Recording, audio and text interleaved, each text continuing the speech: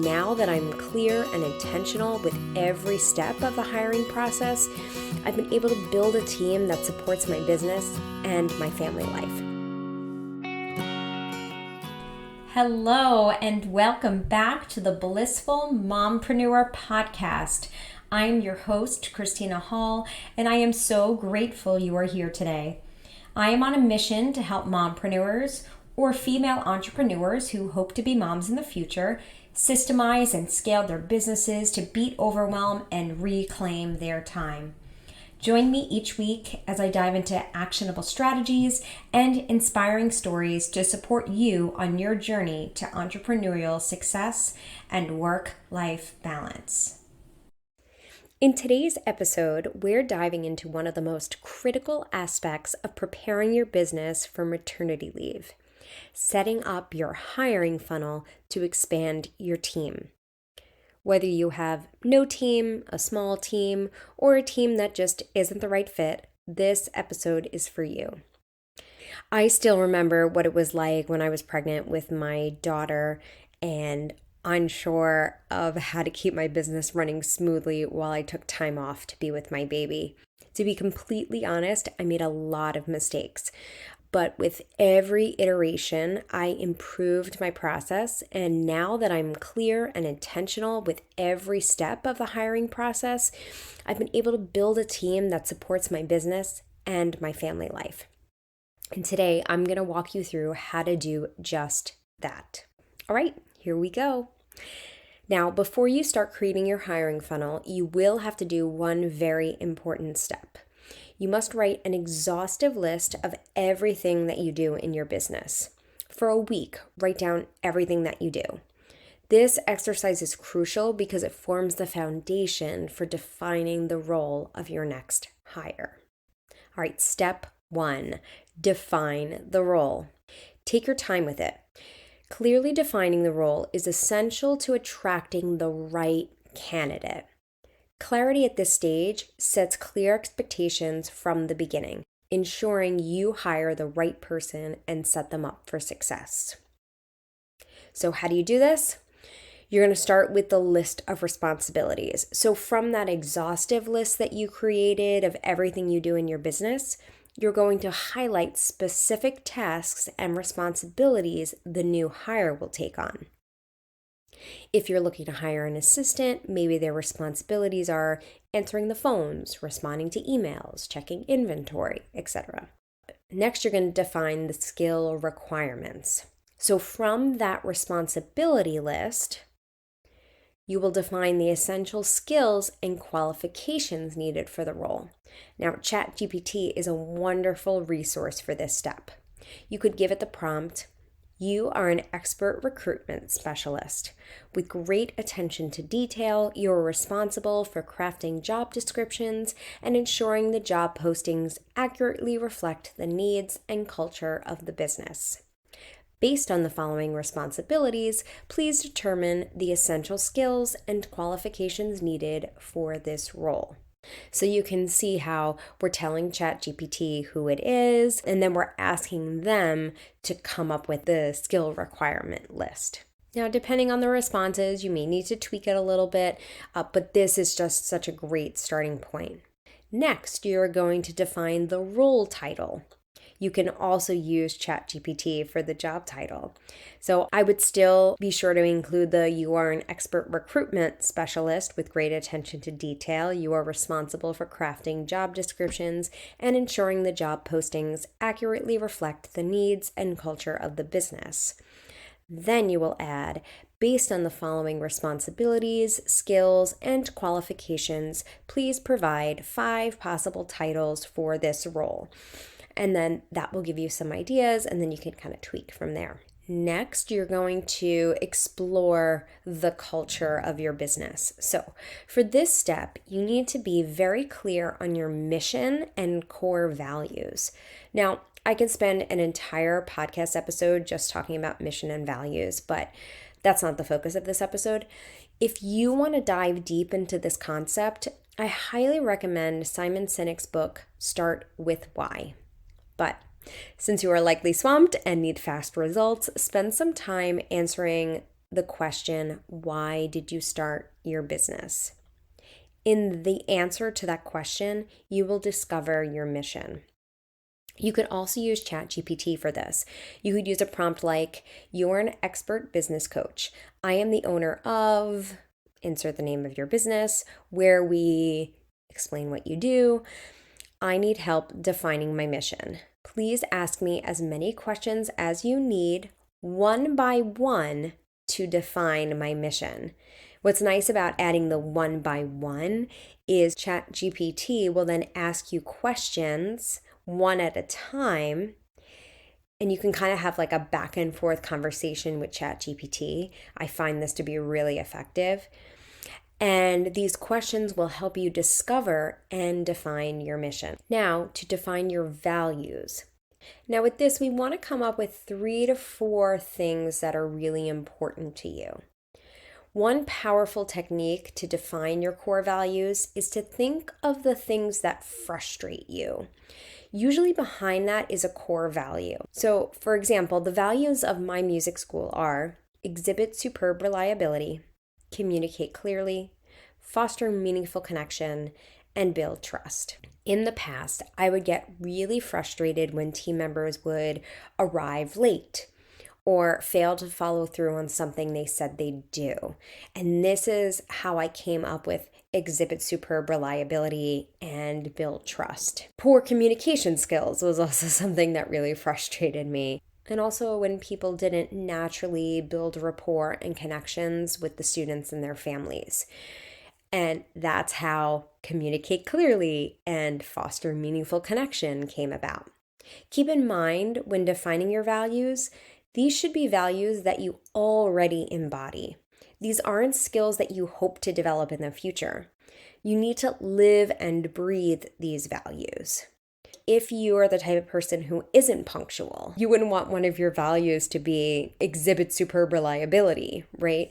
Because that's not something that you already embody. Knowing your mission and values will help you determine the personality that will work well with you and your team. Moving along, step number 2, write a compelling job description. A compelling job description is how you will attract qualified candidates. It also sets the tone and clear expectations so that candidates have a good sense of what working for you will be like. Now, using all the work you did defining the role, you're going to craft the job description. This step is so much easier when you do all that work in step 1. All right, so here's the format of the job description. You're going to start with the job title, which we came up with in the last step. You're going to write a brief company overview. So you're going to describe your business, your mission, what makes you unique. Then you're going to provide a role summary. This is just kind of an overview of the position. You're going to list out key responsibilities. You're going to list required skills and qualifications. Then you're going to list the benefits. So here you can highlight what you offer. Maybe it's flexible hours, remote work, professional development opportunities. I would also include a compensation amount or range. I like to be transparent here because I don't want to waste anyone's time. So I like to be really open about, this is what I'm able to pay so that if it wasn't enough for someone, they wouldn't even bother applying. And then last, you're going to have a call to action, and that is going to be asking them to complete an application, which we will create in the next step. Now, again, you can use ChatGPT to help write this job description. The way I personally would do it is I would kind of use everything we did in the last step and kind of put it all together. And then I would copy and paste that into ChatGPT and ask it to review and give you feedback. And then you can kind of tweak from there. Step number 3, creating your application. So this was a game changer for me. In the past, I would have candidates send a resume and cover letter. Oftentimes, the cover letter was missing and the resume didn't give me enough information. Once I started asking candidates to complete an application, I got fewer candidates, but every candidate I received was highly qualified. So instead of interviewing 10 unqualified candidates who oftentimes wouldn't even show up for their interview, that's a whole other story, I started interviewing 2 to 3 qualified candidates who would all be perfect in the position. So this saved me so much time and really moved the needle to help me find those perfect candidates. So, highly recommend creating an application for them to complete rather than asking them to send their cover letter and resume. Okay, so how to create this application. I use Google Forms. It's free, it's super easy and simple. In the application, you're going to ask for their name, email, phone, what town do they live in, what is their current availability? And usually here where I put like, what is your current availability? I will list the hours that we're looking for. What excites you about this position? What degrees do you have and where did you receive them? Then you want to include position-specific questions such as their expertise with certain programs or experience in similar positions. You can use ChatGPT to help you come up with excellent questions using the prompt, "You are an expert recruitment specialist with great attention to detail. You are responsible for crafting job descriptions and ensuring that job postings accurately reflect the needs and culture of the business. I am writing an application for an," insert the role, "position at," insert your business. "Please provide me with 20 questions to include in the application." You're not going to use all 20 questions. This is just to give you an idea. And if you get 20 questions and you're not like thrilled with all of them, give it some other prompts.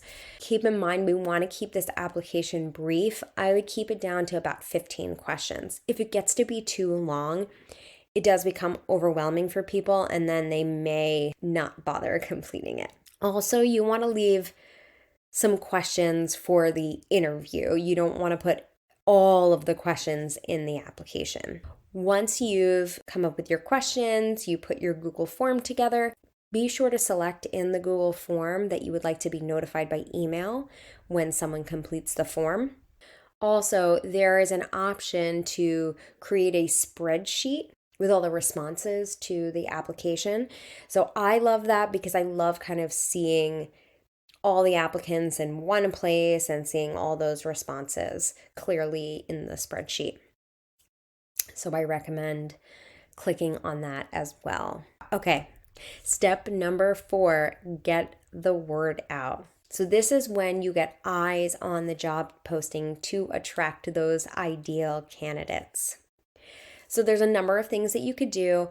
The first thing I typically do is some internal outreach. So I will reach out to my team on Slack and let them know that I'm looking for a new team member, and I copy and paste the job description and application and ask them to share it with anyone they think would be a good fit.